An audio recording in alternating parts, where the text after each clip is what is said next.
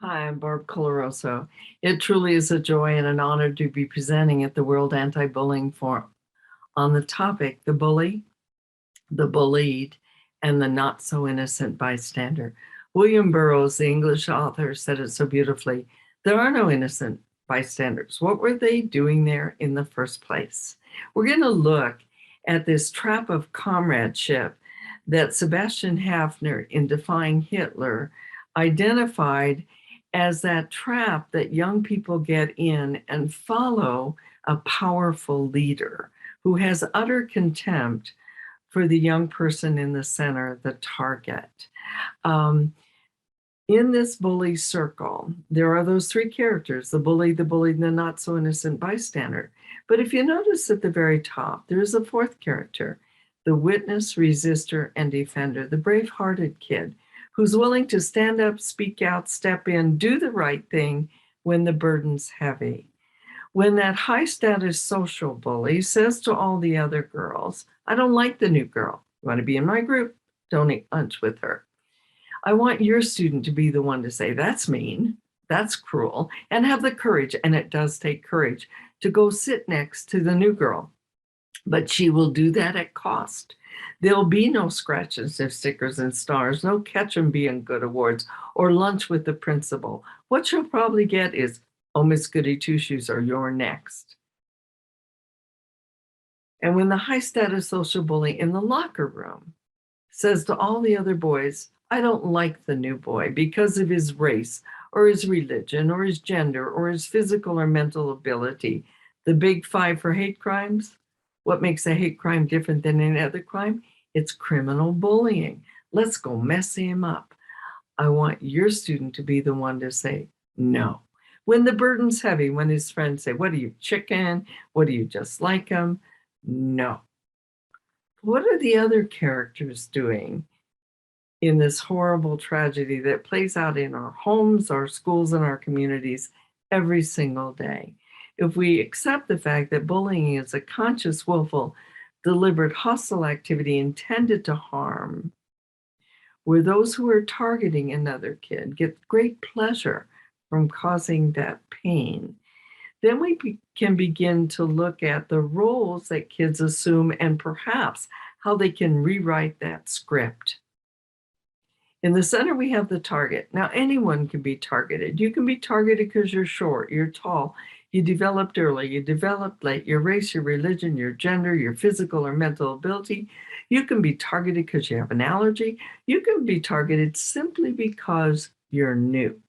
The one thing all targeted kids have in common, somebody targeted them. Are some kids more vulnerable? Absolutely. Do we work on the issues a young child may have? Yes, but nothing justifies me. The very top of the bully circle, we have the bully or the bullies, because it can be more than one doing this vicious, cruel activity. But there are three roles that they can play. They can be the instigator, they can be the planner, or the perpetrator, or all three, and they're often all three. But the instigator may be that young girl who decides to create a rumor about a girl that she has contempt for, because bullying is about contempt for another human being. And once I have contempt for you, I can do anything to you and not feel shame or compassion and get pleasure from seeing you hurt. Um, so she says to her other classmates, did you hear that rumor? Let's see what we can do to spread that. Now, she doesn't spread it, but the others go online, they whisper it in the hallways, and spread this ugly rumor. They're the ones that get caught, not her, but she needs to be held accountable for what she did, because she is being mean and cruel, and she is instigating it. Now, then there's the planner, the young boy who has utter contempt for another small boy in the classroom. So they're equally sized here. But he gets his henchman to beat up this little boy. Now, he didn't do it, but he planned it. He needs to be held accountable for what he did. Then you have the perpetrator who says to all the other girls, don't eat lunch with her if you want to be in my group. So she gathers her peers around in this trap of comradeship, and they all sit down at the lunch table and don't make room for the new girl. In fact, the chair next to the henchman puts the backpack there, so the other girl can't sit there. The new girl is not welcome. It's very obvious. The bully rolls her eyes at her, actually puts her hand up, or says, we don't want you here at our table. There's no room here at our table. That's the bully. The henchmen take an active part, but don't start the bullying. That's the key. But the henchmen, you often don't raise the henchman to be a bully, but you did raise them to do to please. They did to please you when they were younger. They pleased other teachers when they were younger, but now they want to fit in with that very powerful bully. And so they take an active part by putting that backpack down. They are part of the problem. They need to be held accountable for the role that they played. The active supporter cheers the bully on and wants social or material gain from getting pleasure in the pain that they're inflicting. What does she do? She gets her phone out, videos the interaction of the bully, the henchman, and the targeted girl who now has been rejected, and then posts it on Instagram and laughs as she does it, getting pleasure from that young girl's pain. She's a part of the problem, needs to be held accountable for what she has done. Right below her, we have the passive supporter. They like the bullying, they're getting pleasure from it, but they don't show open support to the bully. They do it privately. They laugh behind everyone's back, or they take that posting on the internet down and look at it and just laugh and have pleasure from the pain of the targeted kid's humiliation. They are part of the problem. They need to be held accountable for what they've done. Now, as we're looking at these roles, the first three, the bully, the henchman, and the active supporter, are those that need to be held accountable for what they have done in terms of your discipline policies at school. The others need to be ethically accountable for their behaviors. We often, because it's been a passive support and they didn't actually engage in it, they won't take part in that discipline procedure. But I, as a teacher, want them to know this is a role you played. You participated in your own way, getting pleasure from the other kid's pain. The disengaged onlooker is a deadly lot, and it can be you and me. We observe it, it's none of my business, or turn away. And in education, I say, oh, boys will be boys, girls just want to be mean. It's part of growing up.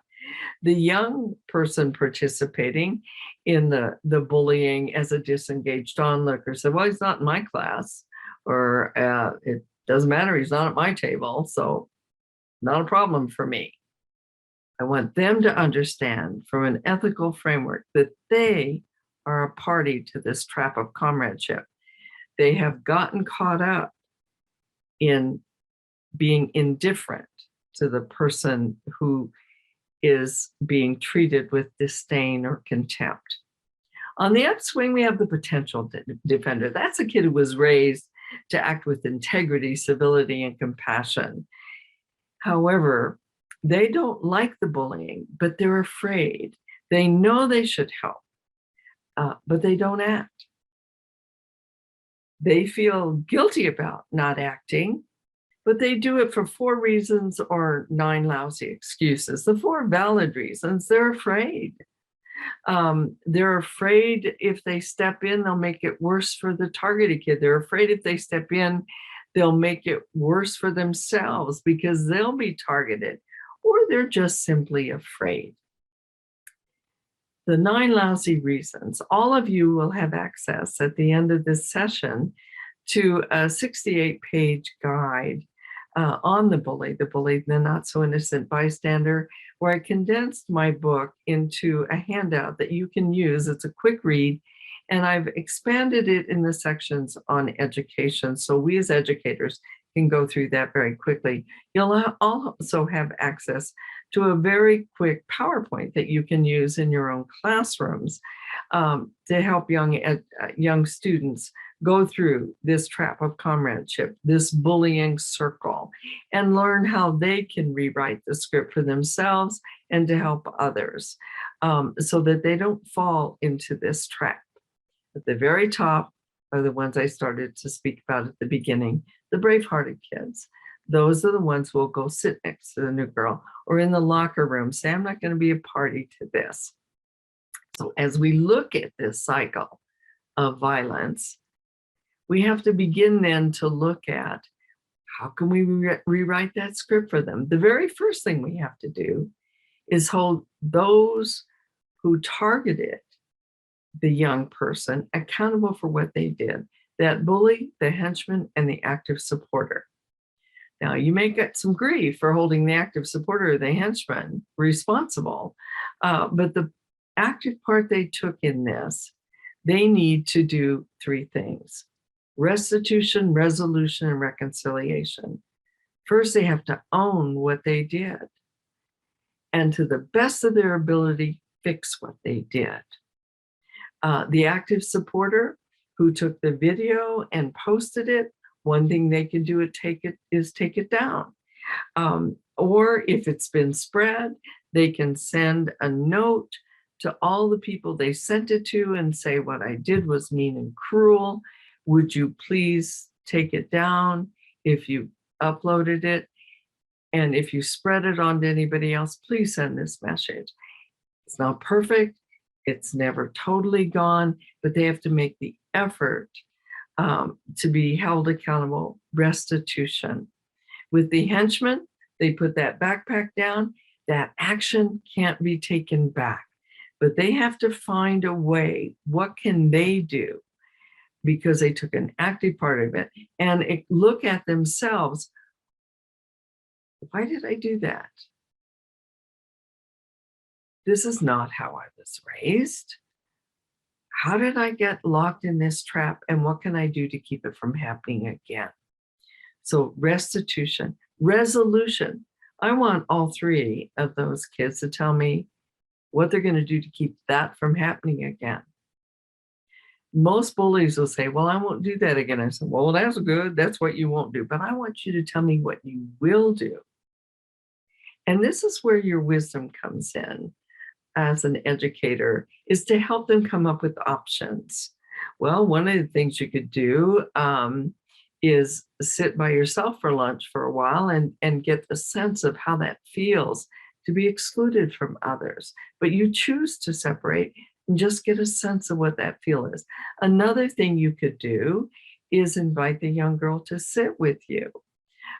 That'll keep it, that ostracization that you did, keep it from happening again.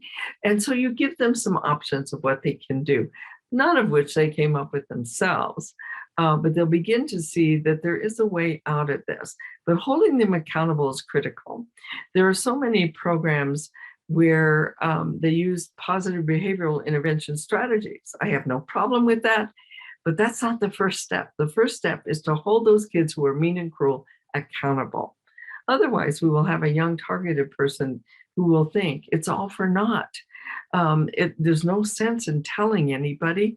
They won't do anything. There's no sense in my even trying to step in and belong in a group. I'll just pull myself apart from them, and they beat themselves up. By scene 3 in this tragedy, if nothing happens to those who harm them, the child begins to believe it's true about themselves. I am dumb, I am stupid, I am no good. And we can't allow that to happen. So restitution, resolution, reconciliation. On the target's behest, when they feel comfortable sitting down with the people who are mean and cruel to them, one at a time, I don't put the whole group together, individually, because the henchman has a different role to play in their healing as the active supporter has to do in her healing. But the bully has a bigger job. They have to say, when they sit down with the targeted kid, this is what I did. I ostracized you in the lunchroom. This is how I'm going to keep it from happening again. I will sit down at your table, or I will sit down with the other kids, but not invite others to join me and exclude you. And the targeted kid may say, well, sure, you can sit at my table, but she might not. She might say what Steve Seskin said in that powerful song that he wrote with Alan Shamlin, Don't Laugh at Me, that Peter, Paul, and Mary made famous. Don't laugh at me, don't call me names, don't take your pleasure from my pain. I'm not asking you to be my friend, but is it too much to ask? Don't laugh at me, don't call me names, don't take your pleasure from my pain. I don't want to sit in the lunchroom with you. I just want to know I can walk in that lunchroom and not have everyone not let me sit with them. That's what I need. I need to know I can walk down the hallway and not be called names. I want to know I can get online and not be locked out. That means we've empowered that targeted kid to stand up and speak out for themselves, become that brave-hearted kid themselves. But we have to support them in that and give them ways to stand up to the person who has targeted them. And so restitution, resolution, and reconciliation is what we need to do to begin to break that cycle, hold that bully accountable, hold the henchman accountable, hold the active supporter accountable. The passive supporter, the disengaged onlooker, and the potential defenders also need to look at why they got caught up in that trap and what they can do next time. Now, the beautiful thing of the brave-hearted kid, when they stand up for someone, it gives courage to the potential defenders. The disengaged onlookers notice that, wow, they're eating lunch with the new girl. I could join him. The passive supporter, who didn't feel so good after she laughed, says, well, I could go eat lunch with her too. In my studies in genocide, I work in Rwanda with orphans from the '94 genocide. And in my studies of other genocides, there were always people who were those brave-hearted witnesses, resistors, and defenders. Those who reported what was occurring, those resistors who went to the person being mean and cruel, saying, stop that, or I'm not going to be a party to this. And the defenders who actually risked their lives to protect them. What they found was when they stood up, others who were potential defenders but afraid joined in and were as powerful of resistors and defenders and witnesses as those who stepped up at first. So I want young people to know you can be drug in that trap of comradeship, but you can also become a party to being a witness, resistor, and defender. You hold those who have been mean and cruel accountable. I want those young people to think about, what can I do to break this cycle? What role did I play? And how can I make a difference in that child's life? Then we are going a long way to breaking that cycle. We as educators have to have 3 Ps: strong anti-bullying policies, strong anti-bullying procedures, and programs in place that help young people to break this cycle of violence. Notice I didn't say anti-bullying programs. I'm not a real fan of just dropping a anti-bullying program into a school, but saying, you know what? We're going to create a curriculum. We're going to have an atmosphere in our schools that are going to work against the 3 most virulent agents ripping apart the fabric of our humanity: hating other human beings with utter contempt, hoarding me, mine, and more instead of us, ours, and enough, and harming through lying and cheating and stealing. What's wrong with lying and cheating and stealing? First of all, it destroys my own personal integrity. Then it destroys my relationship with the thou. That in turn destroys community. And if we're going to create a more deeply caring community, it is so critical that we do the antidotes to those 3 most virulent agents: to care deeply, share generously, and help willingly. To care deeply, I tell students, you do not have to like every kid in this classroom. but you must honor their humanity. You must treat them with dignity and regard, which is the antithesis of bullying. Deep caring. I want you to have deep caring for that person. That's that must to relieve their suffering and wishing them well. Share generously of your own talents, your own gifts. And as young people begin to share of their own talents and their own gifts, they begin to see the uniqueness in other kids and that they're willing to share of their gifts as well. Care deeply, share generously, help willingly. I have worked with people who failed at their suicides, and their parents have come to me and said, well, we got him out of this school. We got him the therapy he needed. What more can we do? I said, what's he doing? Oh, well, he was the one who was targeted. I said, precisely, what's he doing?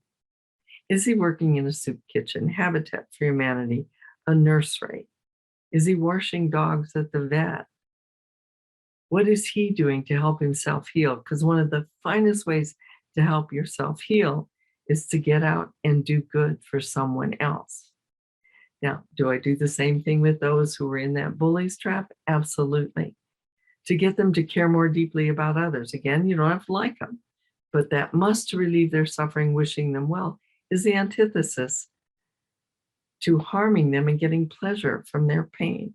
So the more you can work with the young people in the school to care more deeply, share more generously, help more willingly, the more likely they are to become witness resistors and defenders. If we can teach our young people to think for themselves, and being able to think for themselves would never allow others to manipulate them, nor would they choose to manipulate others for their own gain. If we can teach them every single day that in caring deeply and sharing generously and helping willingly, there won't be time or space for mean and cruel. If we can demonstrate to them, if we can stand up and speak out and step in when we see somebody being harmed and be that role model for them, then we have gone a long way to helping these young people create a more deeply caring environment in their homes, their schools, and their communities. James Natchway said it so beautifully: do good because good is good to do. Spurn threats of hell and bribes of heaven, you do it because it's the right thing to do. Kids who are not praise dependent or reward dependent, fearful of punishment as opposed to discipline, are more likely to be those young people standing up, speaking out, stepping in to break this cycle of violence. I'm open to questions as the session is nearing its end. So you can put them in the chat room and ask anything you care to. Remember, you have access to the PowerPoint that you can use in your own programs and to the 68-page simple read essential guide on the bully, the not so innocent bystander. Thank you.